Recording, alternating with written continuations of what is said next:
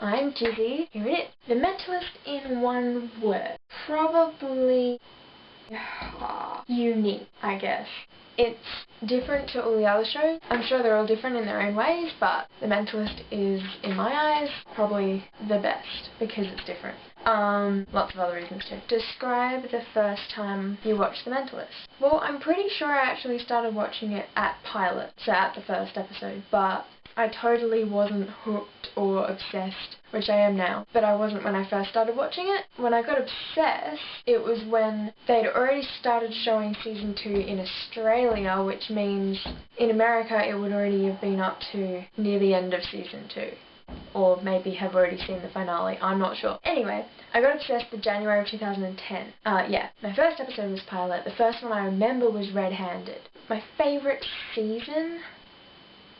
I really like them all for different reasons, and it changes as well. My favourite season at the moment is probably season 2, just because, I like the whole Red John thing. I know it's the main thing, but I really ship Gisbin, so Jane and Lisbon, and I think because season 1, season 3, season 4, season 5, all those seasons are all quite, not dark, they still have their funny episodes, but they're all quite aimed at Red John, but season 2 is kind of a break until Jane saw Red John. Well, not really Red John, maybe, I don't know. The guy in the mask. My favourite episode. Usually when people ask me this, I say Red Badge because it was amazing, and it was my favourite episode for some time, but I really like every episode. Probably there are some which I didn't like as much, like Blood In, Blood Out, I do really like, and I'd watch it over any other TV show, but because it didn't have much Lisbon, it was mostly Cho.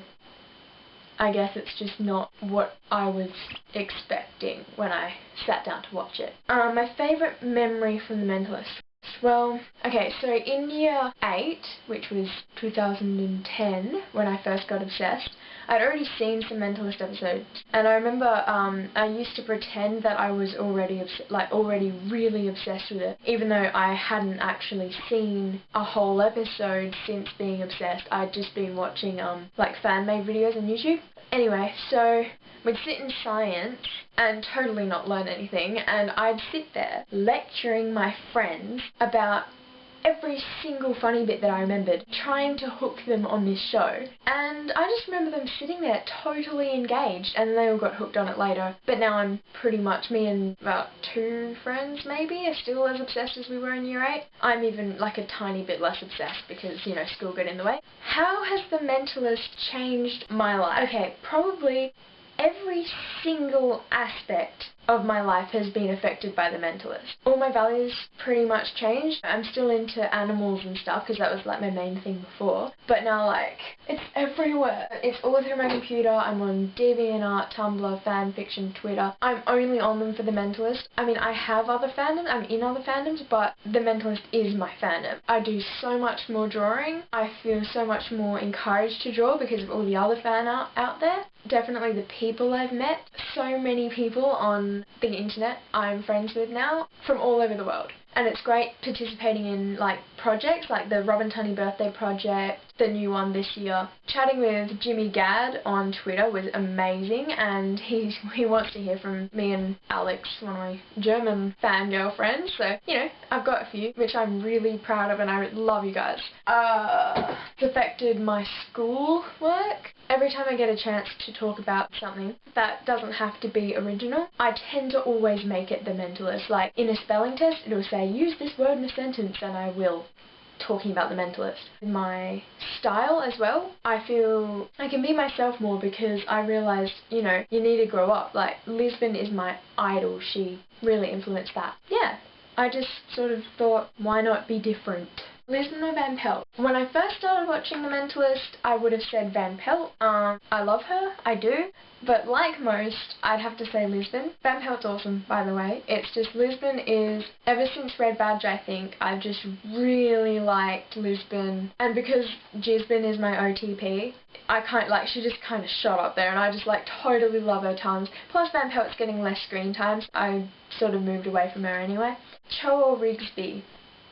Sorry, Rigsby. I watched about 3 responses to the original Mentalist tag, and they all said Cho, as well as the Mentalist tag original one. I say Rigsby not just to be different, but also because I really love Cho, but Rigsby is so adorable. Like, I want to cuddle him. Like, when Van Pelt broke up with him, when he's with his dad, like, I just totally love him. Plus, when he was with Van Pelt, he's pretty hot. Plus, Owen Yemen, he's awesome. And he's a vegetarian. I mean, I'm not. Never could be. But I think it's really great what he does. And how many abs he has. If you could be any character, who would you be? Now, I don't really know about this one. I was trying to think of it before. The first thing that pops to my mind is Lisbon. But honestly, if I was Lisbon, then I would have probably either punched Jane, quit my job, or kissed him by now.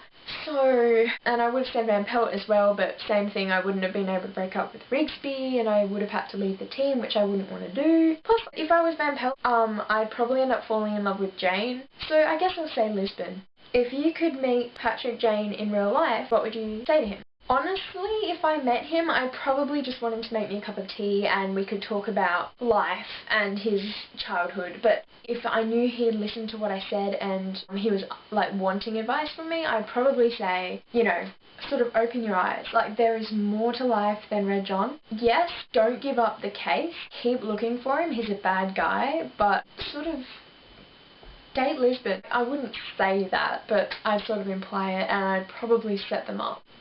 Yeah. Okay, who is Red John? I honestly have no idea. Unlike a lot of people, I don't think about it that often. What I spend the most time thinking about is Jane and Lisbon, or Grace and Rigsby, or like the friendships between Rigsby, Cho, Jane, Lisbon, Lisbon, Grace, like all the relationships within the show. I barely think about who Red John is. If I had to pick someone, it would probably have to be... Styles is too obvious, because he's too obvious. I think he's just weird, but probably, from what I've seen so far... Nope, I have no idea. Sorry. How do I want The Mentalist to end? Okay, one thing I know, I do not want it to go on like other shows. Like, I'm not bagging these shows, but NCIS, I used to really like that show, and after the, like, what, 5th season? 6th season? I'm not sure. I'm not obsessed, so I totally don't know. But sort of near the end, not that it has ended, it hasn't, it got really boring. The plotline kind of ran out, and especially The Mentalist can't do that because Red John is the only sort of backbone, and if they catch Red John, you can't keep going because that's the whole... Every episode has some sort of red in it. It's all related to him. It's not like some random serial killer on NCIS or whatever. I don't really know NCIS. Please don't hate me. I don't want it to drag on. I'm not looking forward to it ending, but I'd rather that it has a nice, rounded off, lovely end instead of, you know, a crappy, like, filler episodes just taking up time and watching our characters get old. Yeah, I don't want Jane and Lisbon to have kids. I'm sorry, but I just don't see it. I think they're kind of past the time when they would have had kids. I'm not saying that old people can't. I think that's great, do whatever you want. But Jane and Lisbon, I think Jane already had his daughter. Lisbon, she's a cool auntie, but she is kind of past kids. I want them to definitely kiss. I definitely want to see them together. Basically, I just want to see Jane and Lisbon being a couple for just, like, one episode. I don't even know. Like, maybe, I was thinking maybe it could get to the point, kind of like season 2, where it kind of pulls away from Red John, goes with, sort of, Jane and Lisbon start getting closer, aka rose-coloured glasses, red badge, those kinds of episodes. They get really close to the point where, you know, there's all that kind of Jane putting Lisbon's hair behind her ear and, like, Lisbon, like, I don't know, fixing Jane's collar or something, like, really cute domestic little things, but they haven't actually kissed yet. And then they'll be really close, then they'll do the whole admission of love without kissing yet, and then they'll come up with a Red John thing, and it'll get to the point where Jane has to choose between Red John and Lisbon, and he chooses Lisbon, and then they end up catching Red John anyway. So it's a win-win. But I definitely don't want it to be that they kiss and then it ends and then everyone's like, yay, because we wouldn't be like, yay. We would never stop writing fan fiction. Not that we will anyway. My point is, we need to see Jane and Lisbon together.